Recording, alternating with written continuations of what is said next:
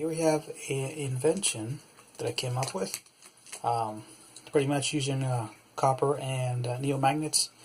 It's self-levitation, pretty much.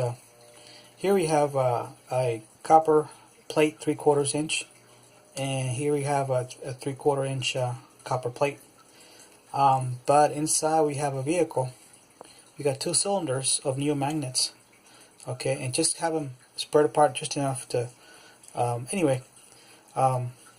As this magnet spins this way, and the other one spins this way, it should actually, technically speaking, levitate upwards. So that's the first concept. Or the other one is the same principle but reverse. Copper cylinders on both sides, and just a neomagnet rectangle or square, or as these spin this way. I'm sorry, this way, and the other one spins this way. It should be able to levitate this one. All you have to do in both cases have to be synchronized. The speed of rotation has to be synchronized in order to have these objects levitate in midair. It's the same concept as this invention idea I came up with.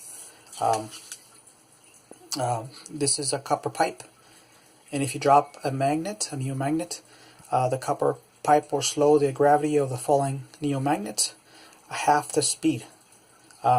Normally it's outside is a full speed, but inside is half the speed because of the interaction with the copper and neomagnets, which create a magnetic field, and that slows the copper by half the speed. So in this case, the copper neomagnets are falling half the speed, and so to counteract that, you have to rotate this way. The pipe got to rotate this way, just enough speed and synchronized enough to have this levitate in midair.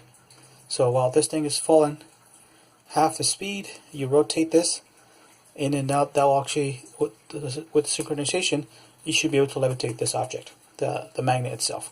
But the other is pretty much the same concept. These two are the same concept. Well, there you go, folks. Anti-gravity machines or anti-gravity vehicles. It's zero gravity motors, pretty much. Like in this vehicle, I have a motor in here attached to it, showing that it's able to spin on these 2 cylinders, and it's a 1 unit. So this motor is controlling the speed of these rotations. And this one, you could add a motor here and a motor here.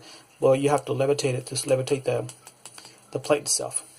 Anyway, the same concept as the pipe I showed you, but it's levitation properties using copper and neomagnets. And that is my invention. Thank you, guys.